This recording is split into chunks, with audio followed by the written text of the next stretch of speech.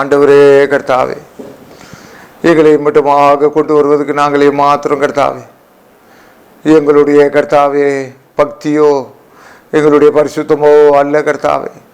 நீர்தான் எங்களை ஆண்டவரை வாழ வைத்து கொண்டிருக்கிறீர் கர்த்தாவே. எங்களை போஷித்து கொண்டிருக்கிறீர், எங்களை நடத்தி கொண்டிருக்கிறீர், எங்களை நகர்த்தி கொண்டிருக்கிறீர், எங்களை நிமிர்த்தி கொண்டிருக்கிறீர் கர்த்தாவே. இந்த வேலையிலும் கர்த்தாவே உம்மை நோக்கி பார்க்கிற யாவருக்கும் கர்த்தர் தென்படுவீராக. ஆண்டவரே கர்த்தாவே, வீசுகிற புயலை நீக்கி ஆண்டவரே ஒரு அமைதலை உண்டு பண்ணி கொடுப்பீராக, ஒரு ஆனந்தத்தை ஏற்படுத்தி கொடுப்பீராக. உம்முடைய குடும்பங்கள் ஆண்டவர் அநேக குடும்பங்கள் கட்டப்படுவதாக.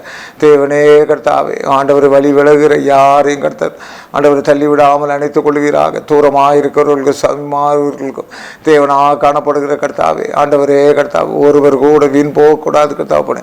உங்களுடைய பக்கத்திலே இழுத்து கொள்ளுங்க கர்த்தாவே. பெரிய காரியங்களை செய்யுங்க. இரட்சகர் இயேசு மூலம் வேண்டுகிறேன் நல்ல பிதாவே, ஆமீன். கர்த்தர் பேசுகிறார். சங்கீதம் 128. கர்த்தருக்கு பயந்து அவர் வழியில் நடக்கிறவன் எவனோ அவன் பாக்கியவான். உன் கைகளின் பிரயாசத்தை நீ சாப்பிடுவாய், உனக்கு பாக்கியமும் நன்மையும் உண்டாயிருக்கும். உன் மனைவி உன் வீட்டு ஓரங்களில் கணிதன் திராட்சை கொடியை போல் இருப்பாள்.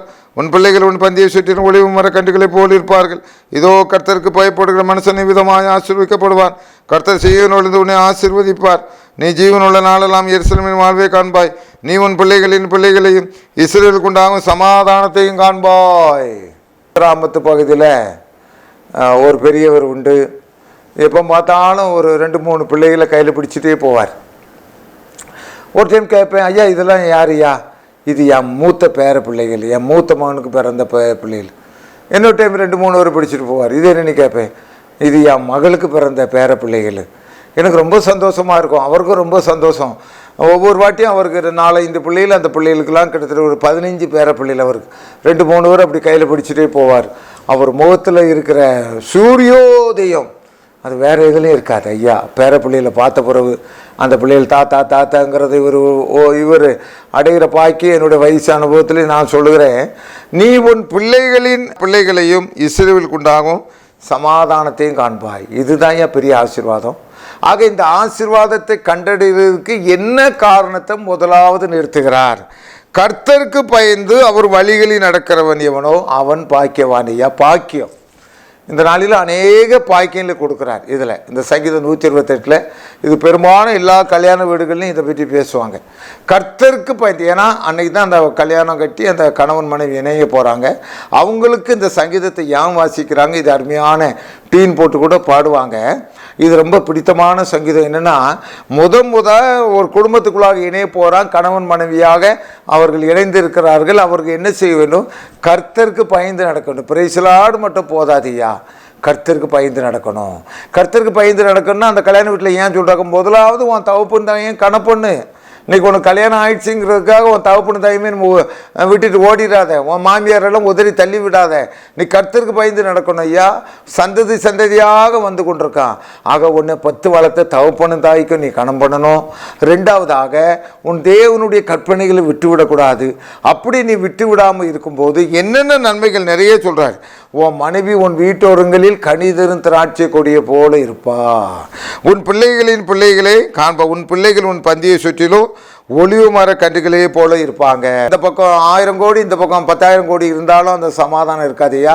பிள்ளைகள் உன் பக்கத்தில் என்னப்பா சாப்பிட்டீங்களா, அம்மா என்ன செஞ்சிட்ருக்கேன், அம்மா காலேஜ் போயிட்டு வரேன், அப்பா டேடி நான் போயிட்டு வரேன், டேடி ஜாக்கிரதை. இந்த வார்த்தை தான் ஐயா பெருசு, இந்த ஆசீர்வாதம் தான் ஐயா பெருசு. இது யாருக்கு கிடைக்கும்? நீ பணம்னு தேடிக்கிட்டு இருந்தேன், என் பிள்ளைக்கு அவ்வளோ சேர்த்து வச்சு இவ்வளோ சேர்த்து வச்சுன்னா அவன் அந்த சொத்தில் தான் இருப்பான். நீ பிள்ளைக்கு ஆண்டவரை சேர்த்து வச்சு, ஆண்டோடைய போதனையை சேர்த்து வச்சு, கர்த்தருக்கு பயப்படுற பயத்தை சேர்த்து வச்சு, எப்பா கர்த்தர் உன்னை பிள்ளை பார்த்து போயா, ஜெபம்ன்ட்டு போயா, அங்கே இங்கே இருக்கும்போது பார்த்துக்கிறியா, நீ ஏன் இன்னைக்கு ஞாயிற்றுக்கிழமை ஏன்டா கோயிலுக்கு போகல, ஏன்டா ஞாயிற்றுக்கிழமை கோயிலுக்கு போகல, கண்ணத்தில் பலார்னு ஒன்று கொடு. அவன் வருங்காலத்தில் உடனே அப்படியே பிடிச்சிக்கிடுவான். எங்கள் அப்பா எங்கள் அம்மான்னு நிற்பான். நீ அவன் இஷ்டத்துக்கு விட்டுட்டே இருந்தானா, என் பிள்ளை நான் நல்லா சேர்த்து வச்சுருக்கேன், என்னத்தை சேர்த்து வைக்க முடியும், கர்த்தரை சேர்த்து வையா, கர்த்தரை சேர்த்து வையா. அவனுக்கு நீ உன் பிள்ளைகளின் பிள்ளைகளை காணணும் ஐயா, சமாதானத்தோடு இருக்க காணையா. செல்வம் என்றைக்கு நிற்காதையா, செல்வம் தலைமுறைக்கு நிற்காதையா. ஒரு சந்ததி போகிறது, மறுசந்தி வருகிற செல்வம் இல்லையா. கர்த்தருக்கு பயந்து நடக்கிறவன் எவனோ அவன் ஆசீர்வாதமாக இருப்பா. உன் மனைவி உன் வீட்டோரங்களுக்கு கனிதரும் திராட்சை கொடிய போல இருப்பா. எனக்கு கிடைச்ச மாதிரி மனைவி யாரும் கிடைக்காது. அங்கே ஈசாக்கு அப்படியே காலம் ஃபுல்லாக அப்படியே குதிச்சு ரெபெக்கால் ரெபெக்கால் ரெபெக்கால்னு அவர் அப்படியே சுற்றி சுற்றி வந்தார். ஏன்னா ஈசாக்கு கர்த்தருக்கு பயந்து நடந்தாயா, அதனால் ரெபெக்கால் அப்படியே அணைச்சி கொடுத்தாயா. ஏசா யாக்கோப்பு 2 பிள்ளையை கொடுத்தாயா, அந்த யாக்கோப்புக்கு 12 பிள்ளையை ஆண்டவர் கொடுத்தாருயா.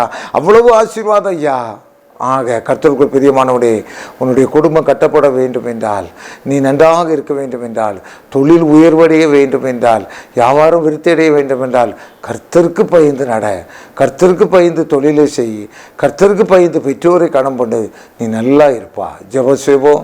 ஆண்டவரே கர்த்தாவே, ஆண்டவரே, கர்த்தருக்கு பயந்து நடக்கிறவன் எவனோ அவன் பாக்கியவான்.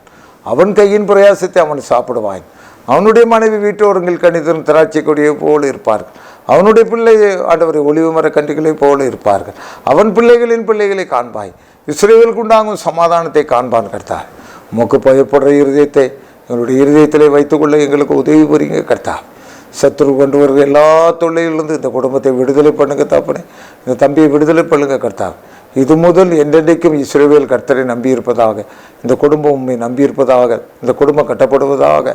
ஆண்டவரே கர்த்தாவே, ஆண்டவரே கர்த்தாவே, திருமண பந்தத்தில் நுழைய முடியாமல் இருக்கிற அநேக பிள்ளைகளுக்கு உதவி செய்யுங்க. தாப்பனே, சாத்தானுடைய பீடிகளிலிருந்து அநேகம் பேரை விடுதலையாக்கும். கர்த்தாவே, இந்த வசனத்தின்படியாக சங்கீதம் 128 அநேக குடும்பங்களை கட்டுவீங்க. இயேசு நுழைய வேண்டும் நல்ல பிதாவே. ஆமென்.